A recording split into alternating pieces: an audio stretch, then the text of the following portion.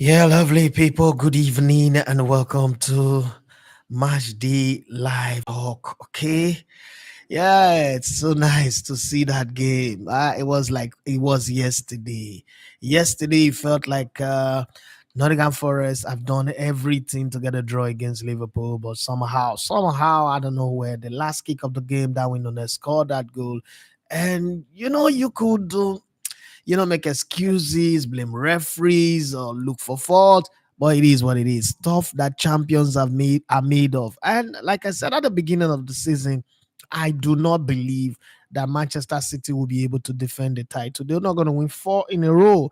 But Pep Guardiola, every single game, keep proving me wrong. Yeah. I mean, they're seventh win in 8 straight games in the Premier League.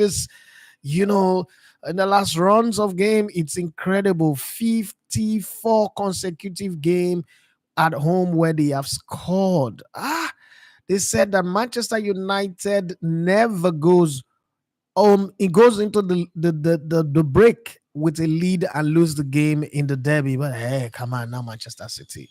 Come on, Phil Foden. He can score a belter just like Marcus Rashford, but he can also glide through a sea of leg, move past everybody, and put the ball in the net. And then Erling Haaland who's made the miss. He Yegbeni the ball, but then still ended up scoring a goal. So it was practically Man City playing with 10 men. The way I saw it, Man City playing with 10 men against Manchester United, but they dominated position. 8 minutes into the game, Manchester United scored off that beautiful goal by Marcus Rashford. But after that, Marcus Rashford went to sleep. He was off, and that was terrible. But then, as an Arsenal fan, let's look at it from this angle. We had 2 games ahead of us. We're playing tomorrow. Manchester Arsenal are playing tomorrow evening against Sheffield. They're going to play against Sheffield. And it looked like a game they win. Arsenal doesn't do too well on Monday night. They've won a few games, but they most likely lose games on Monday night. But the team is a lot more experienced. The team is better right now. And since they went to Dubai in this new year, they've been fantastic in the Premier League. Okay, so all pointer is that they will get all 3 points. Next weekend, one of the two teams will drop point, or the two of them will drop point. Talking about Manchester United and Manchester City. And Manchester City plays all the teams in the top 6 in their next 7 or 6 games to go. So starting with today, anyway. So if you look at it carefully, you will say that there is no way they will not drop points somewhere. That's what you would say on paper. But then that's how it looked like they were going to drop. Well, I don't think they were going to drop a point today against Manchester United anyway. I do not think so. But then again, either Liverpool will drop point or Manchester City will drop one next weekend. But let's look at the games that went down this weekend, especially in the Premier League. Come on, those were some beautiful games. Chelsea, yeah, I mean, what would they do before they get to win? And what can Chelsea do to get off the 10th position? Again, since January, Nice have conspired not to win a game when I was excited and jumping over the roof that Nice have signed a player that I'm involved in. And, Terry Murphy was at the AFCON, and they said if he comes back from the AFCON, they would start winning. But then they still managed to go to Toulouse today and they lost 2 goals to 1. I was really hoping that they would win. Terry Murphy scored at least, and I was confident that, okay, yeah, they're going to win this one. But that didn't change anything as they ended up losing the game 2 goals to 1. It was 8 minutes, just about the same time that Marcus Rashford scored for Manchester United, that Terry Murphy scored. And after that, I was just hoping that they will go on to add more. But then in the 65th and 69th minutes, Tolu through Dalinga and Boho, scored to make it 2-1. And then our own man, Terry Murphy, got a yellow card in the 50th minute due to holding. Well, the French league table, as of January, they were looking like they were going to be guaranteed qualifiers for the UEFA Champions League. But right now, as it stands, Nice have dropped from second position at the start of the year to 5th position. That's a very, very sad one. Well, I need to jump to Italy and just point something out. During the African Cup of Nations, everybody was saying that Victor Osimhen, some were even questioning his African Footballer of the Year award. I don't know where that comes from. He had, I think, about 7 or 8 goals or so leading up to the African Cup of Nations for Napoli, and it felt like, oh, you cannot be highest goal scorer with 26 goals last season. You can't even get on the double. Well, he came back, started scoring, and now he's on 11 goals, 3 assists. I know that Lautaro Martinez is far, far ahead of him, 23 goals with 2 assists, but Victor Osimhen have shown that he can rub himself in. And then Napoli also were not really at the very, very best in terms of their position in the league. So nothing has changed yet, but they have 40 points. They are ninth position. Can they grind it and try to make it up, climb up? Right now, currently, Atlanta is beating Bologna by a goal to nothing. But is it possible? Is it possible for them to go into this run? Napoli, can Napoli go into this run and get back into the top and qualify for Europe next season? Well, we don't know. They are not qualifying for Europe. Might also mean it is easy for Osimhen to move. Remember, it's a foregone conclusion that Kylian Mbappe is already going to go to what's it called, Real Madrid. And the standing in Germany, let's just look at that one and say to ourselves, it's almost becoming a foregone conclusion now because Bayern Leverkusen won their game by 2 goals to nothing away to FC Cologne, and that puts them 10 points, exactly 10 points over Bayern Munich. I don't know, but I don't think that they are going to change anything. Bayern Leverkusen has still not lost a game in all competition, but in the league, they've played 24, 120, and drawn 4. So they are the most informed team in European football. Let's see what happens at the end of the day. The top goal scorers, you have Victor Boniface still in his 10th goal and 7 assists, but he's been injured all the while. Harry Kane leads that one with 27 goals, 5 assists. Fantastic one. Gurisi, who started the season for Stuttgart, scoring plenty of goals. He still got 20 goals with 1 assist, but then that's all the story that we've got on that. And let's come back to the EPL where it really went. And then yesterday in the EPL, it was some kind of game that you would tell yourself that this was one of those days that things just happen one kind. Aston Villa in the final game of the day were 2 goals up, and then they eventually won that game 3 goals to 2. But Luton tried to put some scare on them, and Crystal Palace started out as the team that wanted to win, but they ended up losing focus. And before you know it, 3 quick goals. And Tottenham, the shooting club of the English Premier League, the club that makes the most match day revenue in the whole of Europe right now, or sorry, one of the top 5 clubs that make the most match day revenue. I think about 6.5 million on every home game that they play. When would we say that of Rangers or Remo Stars or 3SC or Kano Pillars that they are making even 1 million naira from gate takings, merchandise, and all the drinks and food that they sell in the stadium, the hospitality suite, as it is called, across Europe? Well, Liverpool came, they saw and they conquer. Vini Vici was what happened with Liverpool against Nottingham Forest. It was a place that you thought that they would lose the game or they would get to draw. They would draw that game, but somehow the very last kick of the game, 9 minutes of added time after 90 minutes, Darwin Nunes got a cross in the 18-yard box, directed it with his head, and that was all she wrote. Everybody can complain as they like, but it didn't change anything. After 7 games of not winning, Newcastle finally found a way to win, and they won 3 goals to nothing. Brighton, yes, we thought that they were going to get something, but then Fulham showed us that beating Manchester United was no fluke as they beat them 3 goals to nothing. It was Everton's opportunity to get a win in this game, but somehow West Ham roared back from looking like they were going to lose to winning 3 goals to 1. Chelsea. Yeah, there's so much love being in the bottom half of the table. There's nothing you can do that would change that one. It seems like they were at the bees then to win this one. They had a chance. Michael Jackson ran the goalkeeper, but somehow Nicola Jackson, ran the goalkeeper, somehow played the ball and was saved at the line. But then eventually he nodded one in, and it looked like they were going to win. Then Brentford rolled back and scored 2 goals. That second goal by Brentford does look like the kind of goal that wins you a championship or an FA Cup or, super goal, but it didn't change anything as again, Chelsea drew 2-2 in that game. That's all she wrote. Well, at the very top of the table, Arsenal's got a game in hand now. They are playing tomorrow against Sheffield. What would have happened? I don't know, but we've really seen some fantastic games this weekend. I just want to know from you guys. I mean, in this next less than an hour that we're going to be here, what's your biggest talking point? What's the thing that you highlighted over the weekend that you saw? Well, in Nigeria, the CEO of Rangers, or the chairman of Rangers, Barrister Amobi Ezeaku, was listed wearing jersey number 11 on the bench, and it's shocking. Everybody's shocking. I tried to reach the league organizers, and they agree. They consider that yes, he's registered, so he can play. Well, a couple of seasons ago, he was known as Chilavat, as he was a goalkeeper. He loves to play football. I think the coach, Kamara or Fidelis Ilechukwu, the story was told that he went to see him play some Sunday football, all-star football, and he saw that the chairman is good enough to be in the team, and he chose to register him.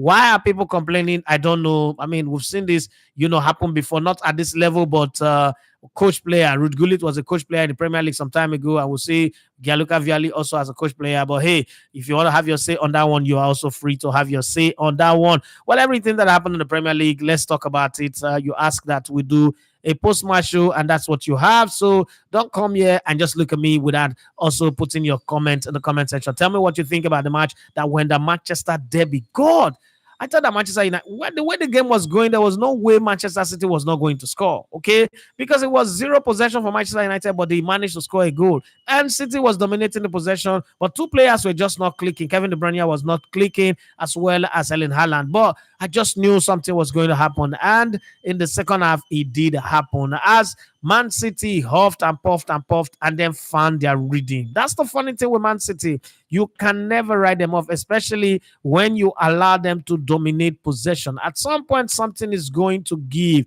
And eventually, that is what happened. Something actually indeed gave. Okay, let's look at this. Expected goals, XG. For Man City, it was 3.15. For Manchester United, it was 0.19. Jesus Christ. Possession of this game is 74% to 26%. Even at that, I do not agree. I think it is 99% to 1% in my own calculation. Goal attempt, Manchester City have 27 goal attempt to Manchester United 3. Shots on goal, 8-1. Jesus Christ. Shots off target, shot off goal is 19-2 in favor of Manchester City. Free kick in this game is 11-5 in favor of Manchester City. Corner in this game is 15-2. 15-2 in favor of Man City. The only thing that Man United have better than Man City in this game, let me count them. Offside, they have one offside. Man City didn't have anybody go offside in this game. Man United throw-ins, Man City had 19. Man United have 4. And goalkeeper save, Man United have 5 and Man City have 0. The goalkeeper didn't make a single save in this game. And then fouls committed, Man United have 10, Man City have 5. Yellow card, 2 for Manchester United, 0 for Manchester City. Total passes completed, 792 for Man City, 288 for Man United. Tackles in this game, 18 for Manchester United, 5 for Manchester City. Oh my God.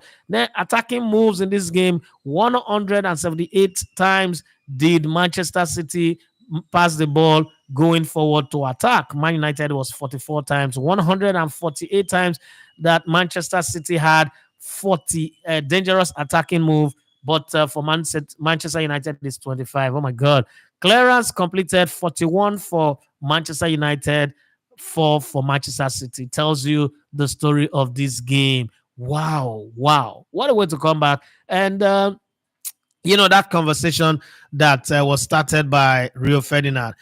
Do do we still have to have that conversation that Phil Foden is a better player than Bukayo Saka? I mean, sometimes you look at it, you want to agree in terms of the league, but there's also that argument that if you put Phil Foden in the Arsenal team, it just might not do just as good as Saka is doing. But if you put Saka in the Man City team, it will do better. That argument is going to rage on for long. But for you guys who are watching me right now, where do you stand with that? Where do you how do you see that one? Do you think that Phil Foden is a better player than Bukayo Saka, or Bukayo Saka is a better player? Or the two of them are just good players. There's no need to really do comparison or try to argue about them. Abiba, they just say, Bob, so have you got to the point where your team is so bad that you don't feel any connection with the team again? That's how I feel about Man United. I've never, so maybe because I come from being a football player, so I come from a football playing side. I am different from you, who is just a fan. So there is a whole lot of understanding. And most times, so as an Arsenal fan, I've always seen when we started going down, I know what the problem is. So, and then again, one of the reasons why that happens is most people who follow football club support players, not the team. Once you support a team, you understand where your problem is, and sometimes you just resign yourself to fate and say, you know what, I'm going to wait till this person goes. Like when Arsene Wenger was there, after the Champions League defeat in the finals, I just said to myself, nah, there's nothing that's going to happen again. We're going to keep suffering because this man doesn't know what he's doing. Hold on a minute, let me put on.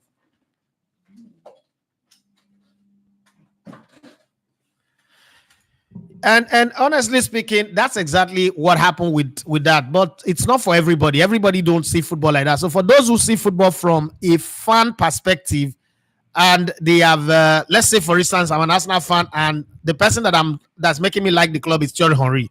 Once he leaves, I'm going to be hating everybody that comes in. I'm not going to consider the circumstance or the situation that those people are dealing with. I would just be having problem because they're not living up to the Thierry Henry. And it happened with a lot of Super Eagles fans, for instance. Anytime anybody plays, oh, he can't play like Okocha, he can't play like Olise, he can't score like Yekini, he can't do this. That's why when Yakubu Egbene, for instance, missed that chance at the World Cup, people were more concerned about that because they were like, oh, if not Yekini, he go score. But unfortunately, nobody remember the goals that he has scored for Nigeria. So I don't follow football like that. So I don't think that would ever happen with me, but I know it happens with a lot of people. So you're not going to be the first, Abiba or DG. You're not going to be the first to be asking that question. I've had a lot of people ask me that same question as well. But for Man United, it is hard, to be very honest. I'm not surprised that this is happening, but even the time that we have to blame silence, so you can wake up and tell yourself that that is all gone. Again, one of the things that a lot of people needs to know is when you have an owner of a club like Man United, and also that happened with Arsenal, coupled with the bad coaching of Arsene Wenger, we had an American owner. You see these American owners, as much as they bring a lot of money, another one I bought Chelsea again, and they're proving my theory right. As much as they bring a lot of money, let's understand that culturally, Americans are not football people. As in what they call soccer. Americans are not football people. So an average American could even be looking at you and be saying, what the hell are you getting really angry for? It's not really a big deal because they don't see it like that, like what they see in the NFL or the ice hockey or the NBA. Soccer is like the fifth or sixth sport in America, right? So when you get American owners, the direction of the club sort of like kind of like wobbles a bit. It goes the wrong way because the owners are not in tandem with the kind of expectations that regular European owners have. So until you have that, look at the clubs that have been owned by Americans. Once Americans come in, you see the direction they're going to. Arsenal first, Stan Kroenke came in, and Arsenal went from a team that's challenging to dwindling and falling and falling and falling. Now they are about to rise again. Even in our rising as Arsenal Football Club, you could also tell that there are still some handbrake in the movement. Take for instance, the last summer, Arsenal needed a striker. They still managed to squeeze and squeeze and squeeze and just keep Eddie Nketiah there and say, oh, Gabriel Jesus would part the Red Sea, would perform miracle, would heal the sick and raise the dead. But yeah, we are now. If you look at Arsenal this isn't my end and Arsenal don't win the title. The truth of the matter is Arsenal is one of the teams that had the brightest chance to win the title. Those games against Aston Villa, Fulham, and West Ham would always come back to mind, and you say Arsenal didn't lose this title because Man City was better or because Liverpool was really better than them in terms of their head-to-head when they meet in the league. But it's down to the fact that they ran out of legs because the players that they signed was just a first 11 team. And when the first 11 players, like I've always wondered why would an Arsenal team not have competition for Bukayo Saka. Right now he's on fire, but remember the period between November and December where he was off. And then Martin Odegaard, why is there no competition for him? And all of those little things are the things that make you keep asking questions. This is where Arsenal is going to lose it. It's good now. It's going well now. Let's hope that next week, maybe Liverpool and Man City will play a draw. Arsenal will come close. Even with a draw, to be very honest, Arsenal wins tomorrow. It goes backwards now. They are 4 points ahead of Arsenal. If my memory serves me right, let me just check it so that I don't give statistics at a point. The league table says that Liverpool has 63 points, Man City has 62, which is 1 point that separates the two of them. Arsenal with one game in hand. So let's say hypothetically, this is what happens. Arsenal, let me just give them 3 points. Arsenal goes to 61, so it is 1 point between them. And then next weekend, who's Arsenal playing next now? I'll try and check. But next weekend, you would see Liverpool and City play. So let's be kind to Arsenal in that conversation and say City gets to draw with Liverpool, which is very, very unlikely. Either City is going to win that game or Liverpool will win. This game does not produce a draw. But let's even be nice. Let's say City gets a draw or City wins, because a City win takes them to 65. And Arsenal win tomorrow takes them to 61. right? Then plus another win again next week. I'm counting another win for them, which is very foolish thing to do, but I'm just counting for them. They still go to 64, while Liverpool will be on 63. So Man City will still be on top of the league. So it doesn't just change anything for Arsenal. What it just does for Arsenal is that Arsenal are now 1 point over Liverpool. And I think Arsenal have played Liverpool home and away. So there is no saying that, oh, Liverpool will come and play Arsenal and knock them out. So it's going to be a battle between Man City and Arsenal for who wins the title. Now, what is good about this is that Man City will play Liverpool, then they will play, I think they will play Aston Villa, Spurs, Arsenal, somewhere. They'll play all of these teams in their next 5 or so games. So there is a bit of, opportunity for Arsenal to gain an advantage if they can keep winning. If they can keep winning, you're going to come up and at one point, Arsenal will be on top of the log, there. But even at that, these are just permutations. This is just me making foolish permutations that doesn't even have any basis to claim it. But it does look like there's an hypothesis to that. So we can even argue. We can not necessarily argue, but we can discuss on that front. After what's it called? After Sheffield, according to my computer, Arsenal will go play Brentford. If is it me that is looking at it wrongly? Let me check this one. This sorry. Arsenal next fixtures. Okay. So let's see. Let's see the fixtures and see. So Arsenal plays Sheffield, and after Sheffield, Arsenal will host Brentford, and then after Brentford, they play that Champions League game midweek in the Champions League on Tuesday, and then after that, there is the game that has been postponed. That's the Chelsea game, Arsenal versus Chelsea. Remember, this was how during the COVID, one of the Arsenal game was postponed. That's the Arsenal Tottenham game that ended up becoming the reason why they didn't make the top four. You remember that season where Tottenham were struggling, Arsenal were in form, but they postponed that game and then eventually happened. But then Arsenal will not play at the end of the month. Arsenal will play Man City. This is that game that I am saying that Arsenal goes to the Etihad here, their destiny is in their hand. Whatever happens, their destiny is in their hand. You cannot be waiting for other people to do it for you. I want this to do it for me. I want that for no. This one you have to do it yourself, and it's up to you. So when you look at Man City's next couple of games, Man City goes to FC Copenhagen in midweek on Wednesday to play, and they host FC Copenhagen, with a 3-1 aggregate lead already. So that's going to be easy. Next game against Manchester City, against Liverpool, they go to Anfield, and then they host Newcastle. I mean, you can say that they'll beat Newcastle. Then they go to Brighton. They might beat Brighton, but that game have also been postponed. We don't know when it will be held, so let's hold on first for that. So they play Arsenal, and then after Arsenal, they play Aston Villa. After Aston Villa, you look at the fixtures for Man City, they are pretty heavy fixtures. They are not easy. After Villa, they play Crystal Palace, which is for me walkover. They play Luton, another walkover. Then they go play Tottenham Hotspur at the White Hart Lane. Okay, that's a very difficult fixture for Man City. Man City tends to struggle with Tottenham Hotspur. Another game that will be easy is the game against Nottingham Forest. Then they play against Wolves, and then they play their final 2 games of the season is Fulham and West Ham. Now, look at it from this angle. The season ends on May 19th. If Man City cannot be stopped along the way in the games against Arsenal, the games against Newcastle, and the game against Liverpool, my dear, and then Tottenham Hotspur. So these are the games where Man City are expected to stumble. I know that there's Wolves there that could be a banana skin for them because they are a boogie team to Man City. But look at it from this angle. On April 20th, the game against Spurs on Crystal Palace also can be a problem to them, but let's not even put them there. Let's give them 3 points there. The game against Arsenal, your destiny is in your hand on the 31st of March. Newcastle game on the 16th of March, and then Liverpool, which is next week Sunday on the 10th of March for 4:45. You look at all of these games and you say to yourself, these are the games, and then let's not disrespect Aston Villa, but Aston Villa are going to the Etihad.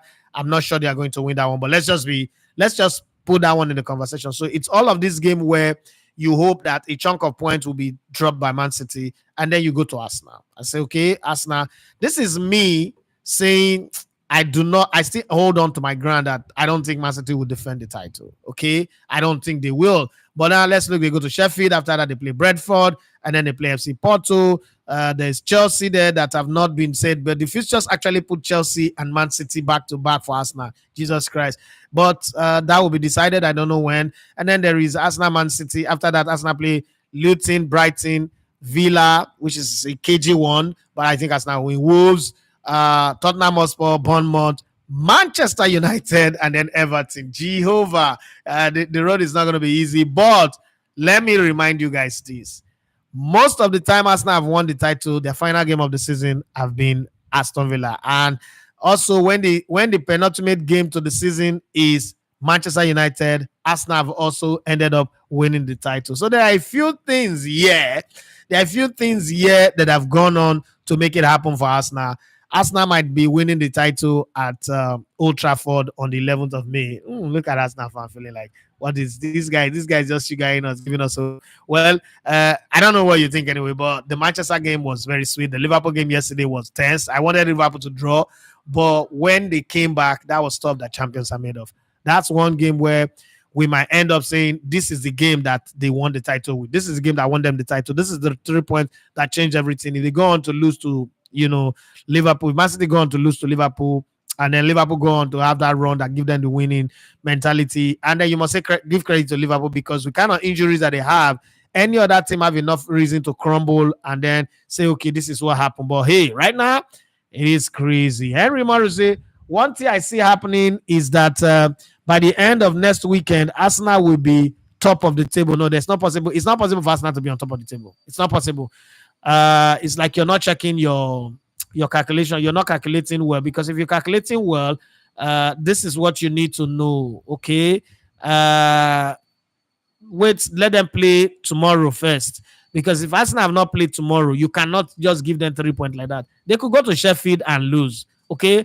But let's even go by your theory. So they pick up 3 points against Sheffield, right? They pick up 3 points against Sheffield. They will now go to 61. You don't know what's going to happen between Liverpool and Man City. Because if Man City wins, they will go to 65. Arsenal would still not be able to go on top. If, what's it called? If Liverpool draws, it will be 64-64. That is taking it for granted that, okay, Arsenal wins tomorrow and then they win against Brentford. Okay, that's not really as easy as you're thinking, but let's just put it that way, that the highest Arsenal can get to is 64 by next weekend, according to what you're saying. So if that happens, Man City needs a win to get to 65. They will be ahead of Arsenal. Liverpool needs a win to get to 66. They will still be ahead of Arsenal. So whatever it is, you have to wait for that to happen. I cannot guarantee you that, but I would respect your opinion, because it is worth respecting, because there is a mathematical chance that just might happen. And with the way Arsenal scoring goes right now, you can never completely write them off. I understand where you are with this, but I'm just saying, Henry Moru, don't jump the gun, wait, and don't be in a rush. Well, since we don't have too many people, I guess we're going to end this one for just 30 minutes. Let me finish the comments that is written there. If Man City not remove that Doku, no way they will score. That That guy is playing against the team. Demola Abiodun Ibrahim went on to say, United came to play around football, Stoke City football. No, Stoke City football is still better, because they know how to attack you with throw-in from Rory Delap, and how to get corner kick and then attack you, with Peter Crouch. But this one is not around football. This is the fact that Man City refused them to play. Like, Man City came in as bully and say, look, we're at home, we will beat you. That thing that Chelsea used to do to Arsenal for like 10 years. We will beat you no matter what you do. They score. Don't worry, they play. That's exactly what happened. Demola Abiodun Ibrahim says that one thing I see in this Foden versus Saka conversation is when Foden starts scoring, this comparison came up. Yeah, that's how it's going to come up before. And Lord Mayor says Brentford Arsenal. Okay, that's what I was looking for. The Austin Okoli, he said by comparison, Arsenal have the toughest fixtures later part of the season. Yes, I agree, but every fixture is tough. So there's nothing such thing as toughest fixtures. If you want to be champions, you have to win, and they have the chance to win it. The games are in front of them. But I just think that Man City have a brighter chance of defending the Champions League than defending the Premier League title. That's just what I think anyway. Henry Morris say, bros, I beg, wake up, oh. This your analogy, it make me feel like say now so it go easy for Arsenal.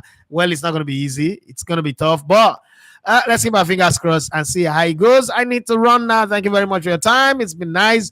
And let me let you guys rest. Don't forget, tomorrow morning, we'll be here to talk about all of this and a whole lot more as we're packing our bags and baggages to go to Ghana. Ghana on my mind already to go see Aquaba. Demola Brady Brian said, do you think Arsenal have big chance in the EPL? I think yes, they have a good chance to win the EPL this season.